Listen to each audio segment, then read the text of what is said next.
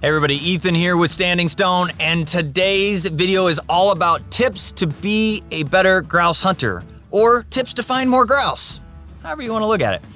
What we're going to start with today is my number one tip, which is food sources are key.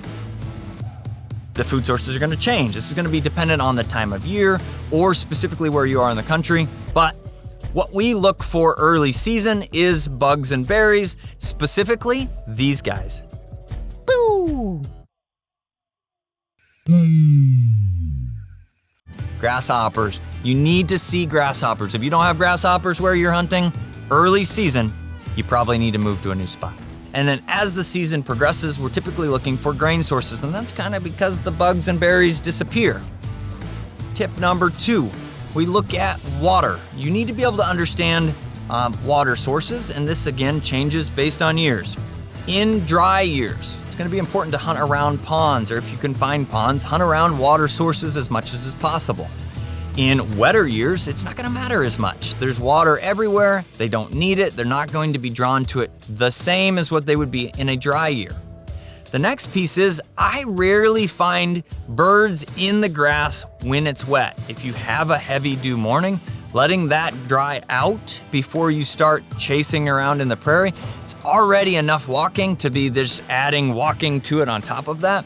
We like to let the grass dry a little bit, which allows the bugs, which is a food source, to begin with what we were talking about. It allows them to kind of pop back out. When you see bugs jumping around in the grass, then you generally know you're in the grass at the right time.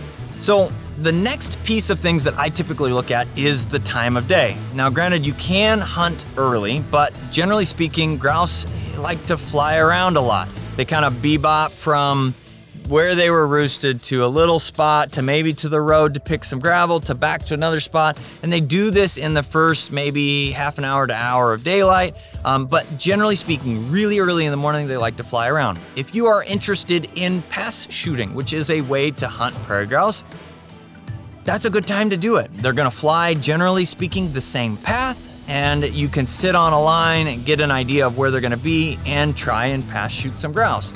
If you are more interested in chasing them on the prairies with your bird dogs, which is the way that I like to do it, I wait until things have started to dry out a little bit and they end up settling out in the grass after a morning feed type of environment.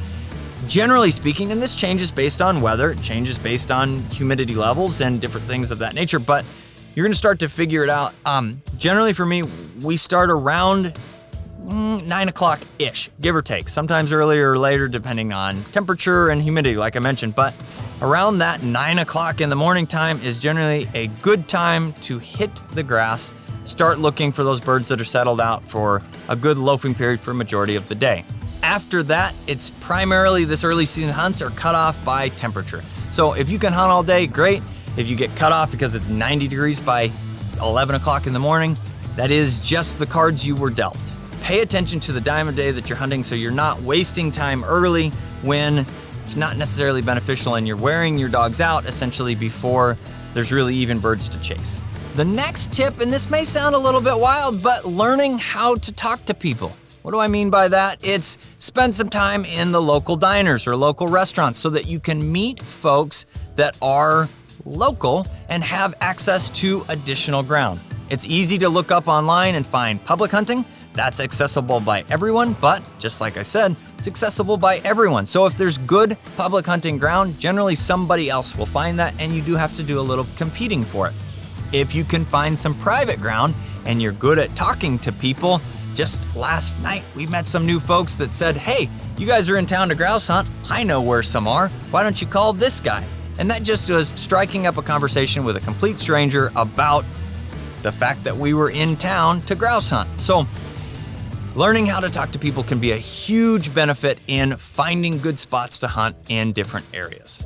The next step is to train your bird dog properly. Now, that one may seem a little bit obvious, but we have entire video series and courses. If you go to standingstonekennels.com, you could actually find an online course that helps you train your versatile dog or your retriever flusher in preparing them for hunting season. If your dog's trained well, not only are you going to be able to show off to your buddies, but the entire process is going to be more enjoyable.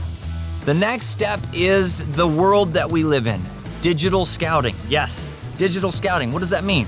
We utilize onX maps an insane amount to be able to find different areas, evaluate what kind of cover we have, what kind of elevation we have. You can pull up past crop reports. You can call the local co-op to see what rotations are. It's going to show you so much information. And they even have a three-dimensional portion where you can adjust to actually see kind of what it looks like. You can see from that imaging and be able to kind of evaluate, and the more time you spend on the ground, you'll be able to say, oh, I can even tell this type of green cover is the type of berries that I'm looking for in those draws, and that looks like a really good area to hunt. But digital scouting is huge.